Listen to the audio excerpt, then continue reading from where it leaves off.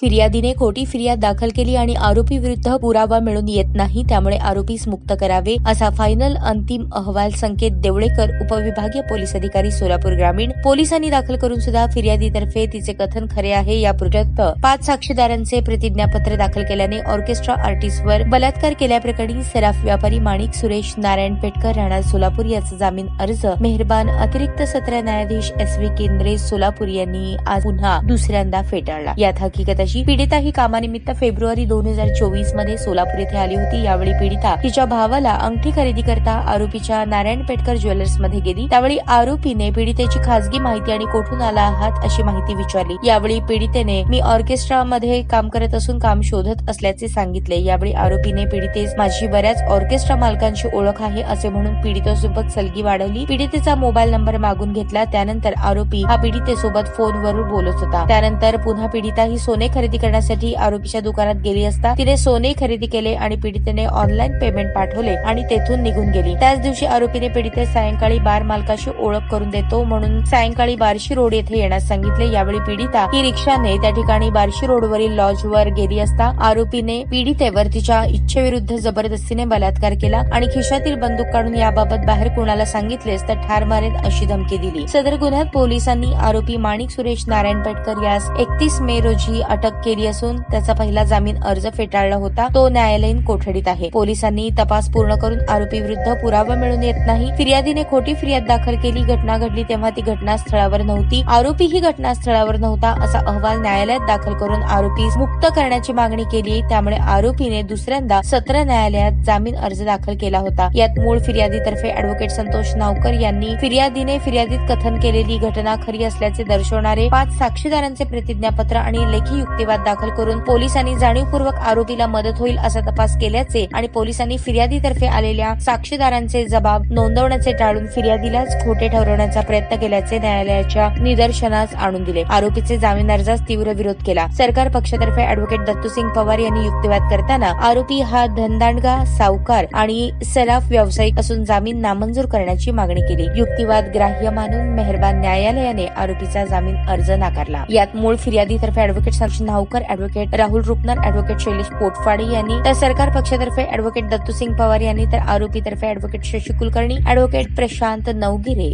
यांनी काम पाहिले। ताज्या बातम्या पाहण्यासाठी प्राईम महाराष्ट्र न्यूज चॅनलला सबस्क्राईब करा।